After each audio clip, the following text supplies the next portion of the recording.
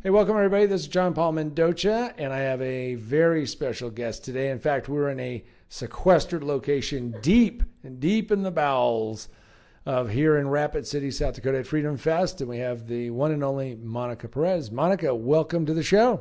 Thank you so much. It's a pleasure to be here. Now, as you're going to see during this interview, Monica is going to be coming out of her shell. She's a very simple, quiet person, but she's also a clairvoyant. She told me that she can predict some of the things by reading the news. So talk to us first about the pandemic and how you saw that the lockdown wasn't going to be as it was purported to be 2 weeks. Well, I tend to go through the rabbit hole down into another rabbit hole anytime I can find actual evidence of the power elite talking about their plans. And in October of 2019, there was a conference, a tabletop exercise or scenario with the World Economic Forum, Johns Hopkins, the CDC, the World Health Organization, and the Bill and Melinda Gates Foundation in New York, where they talked about what would happen if there was a pandemic of a novel coronavirus. This was 1 month before the first cases were reported.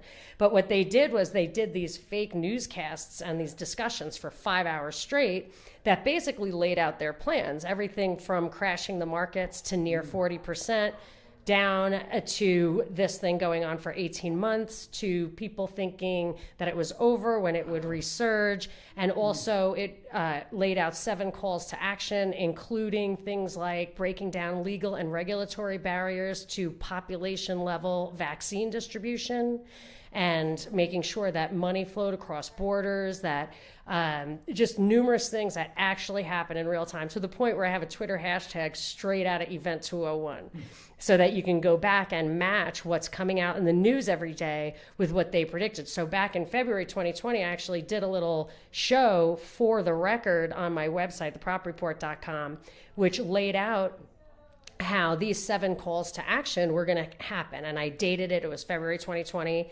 And as I predicted that in my radio show in Atlanta in the backyard of the CDC, it caused a bit of a stir. And I was going to actually play some of those news clips on the air. And I started to, and I was afraid of a War of the Worlds kind of situation, because they were predicting things that weren't yet true, but were super scary. So that kind of ended up vindicating me. And now if you go and look at some of the things that those people are talking about now, especially the World Economic Forum, right, they're talking about like a cyber pandemic, something kind of similar. And, that's right now what I'm a little bit worried about. I'm worried that maybe phase 2, as Bill Gates said, was going to really wake people up. I'm getting a little concerned about what's lying ahead in the fall, based just purely on what those guys say they're planning to do. So you really are. Did you start out as a conspiracy person, or did you become a convert as you looked at this stuff? Oh, that's what happened, is that I had a job at a radio. I met a gal who's a radio producer, and she, as you noticed, observed how, let's say, gregarious I am and outspoken, and she thought that was the number one thing that a radio host had to have. And she asked me to do some auditions, and I did, and I got a weekend show on WSB in Atlanta.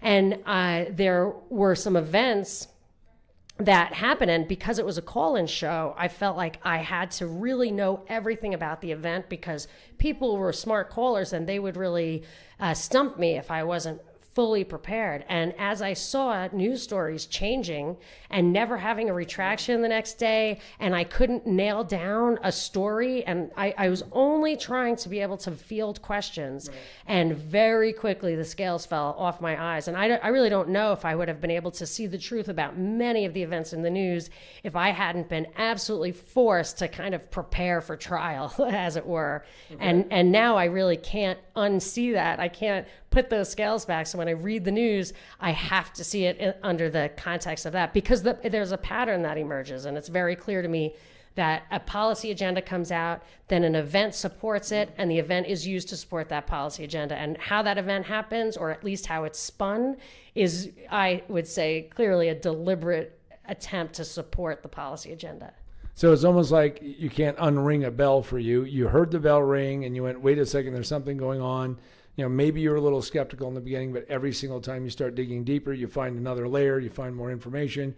The feedback loop kicks in, and now you say, okay, this seems to, now all the pieces start to fit together, and now, wow. Now, by having this outspoken nature, what happened to you at the radio station? Because clearly this is going against orthodoxy. I mean, I know that people say we want controversy, but I've done radio myself. We don't really want controversy. We want ratings, but not controversy. So what happened to you?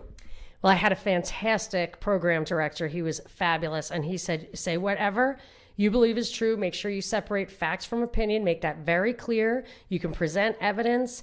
What we don't want is people running and screaming from a train wreck. So don't, whatever it takes to keep it engaging, do that. But it was his opinion that something different and original that made sense, that got people thinking, was what drove ratings. He was real old school, and the radio station, even though it was at the time the #1 news talk station in the country, was still owned by an original family ownership. And then they sold to financial investor, and at this time the program director retired.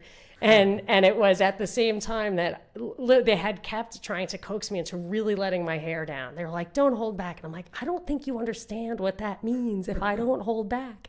So by the end, we were outing Jeffrey Epstein, Stacey Abrams, the Event 201 stuff. I mean, it would just, anything went.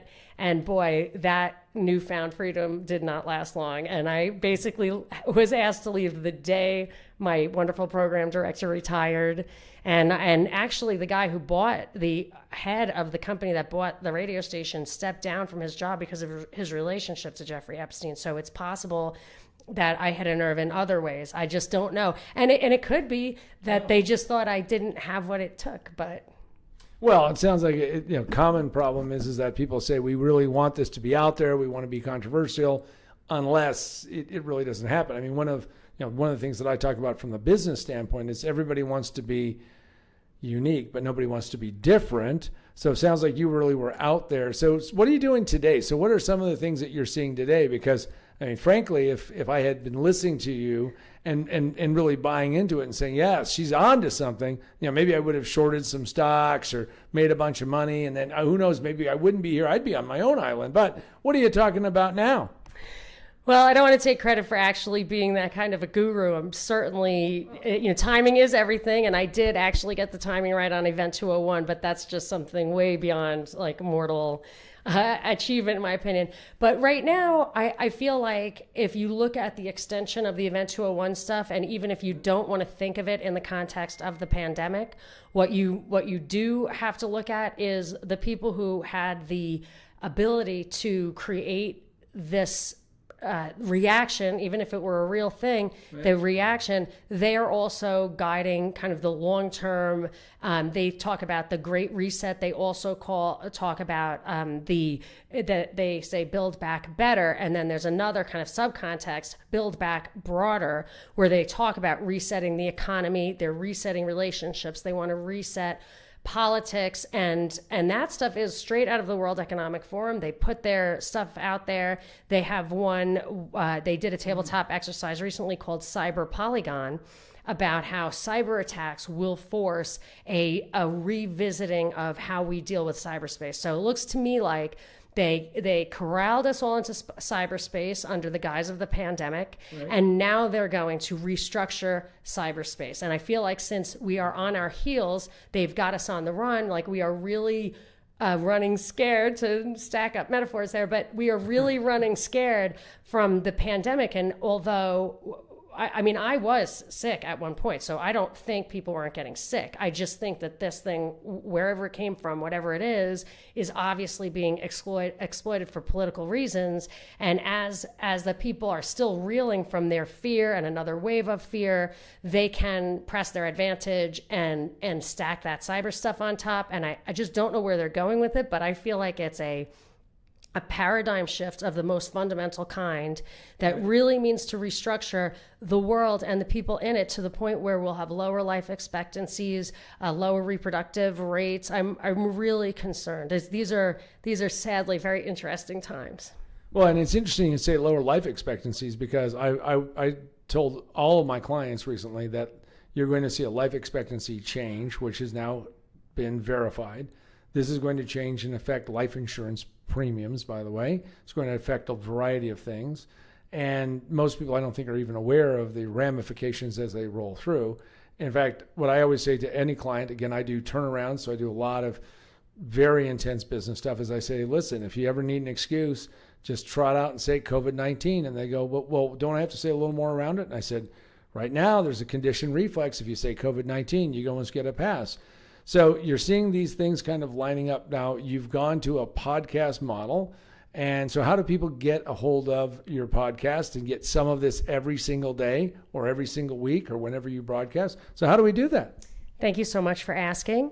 So I now do the Propaganda Report podcast, and that includes some interviews with thought leaders and subject matter experts, but we only do that once in a while. What we do every single day is the Drive Time News Blast, and we do 30 minutes free, 45 minutes for patrons of the news of the day from a perspective of truth, liberty, and justice. And what we do is for people who are just sick of the news or get upset by it, don't know what to make of it, but still have to stay engaged. If you're in finance or if you have teens in school or live with your mother-in-law, like you have to know what's in the news so you know what it really means. And we kind of curate that. I have a partner, Brad Binkley, and we do the Propaganda Report, Drive Time News Blast every day. We have a website, thepropreport.com, but mostly just find it on your favorite podcasting platform. Well, that's excellent. Any last things that you want to say to people and what they should do today? So how do they protect themselves? I mean, you found all these things. Any ideas on how we defend ourselves from this onslaught? Because clearly you're seeing something that a lot of people think about a little bit, but you're very articulate in how you say it. So what can we do to defend ourselves? And then we'll wrap up on this one. Personally, I'm such big picture that I'm very small picture. I actually feel like the only takeaway I used to be in finance, but I'm not anymore. But so I don't delve into that. But I do think that the only hope we have is to really take care of our own principles, to really have the courage no matter what. Like you have to realize that the power that they have to change the world, they, capital T, they have to change the world is our fear. Our fear gets us to compromise our principles. And I don't care if people think that this thing is a false flag or that story isn't true. If you're willing to defend the Bill of Rights to the death, then they really have nothing on us. That is what they're afraid of. Well, on that note, I'm John Paul Mendoza, and we have just had a very interesting conversation with the one, the only, Monica Perez, and you can hear her on her podcast. And if you want to hear the news and you want to hear it through a different lens and not be, really, it doesn't sound left or right, but more libertarian, go and check out her podcast. I know this has been a very exciting interview. I really appreciate it. And yes, we really are in a sequestered bunker. So therefore, we're almost protected. The shells can't hit us. We can hear the bombs from the barricades out beyond the perimeter, but we are safe now. But the most important thing, of course, is, well, we're now done for the day. We have to vacate the space because, well, that's just the way it works. So, Monica, thanks a lot for coming on the show. Thank you. A real pleasure.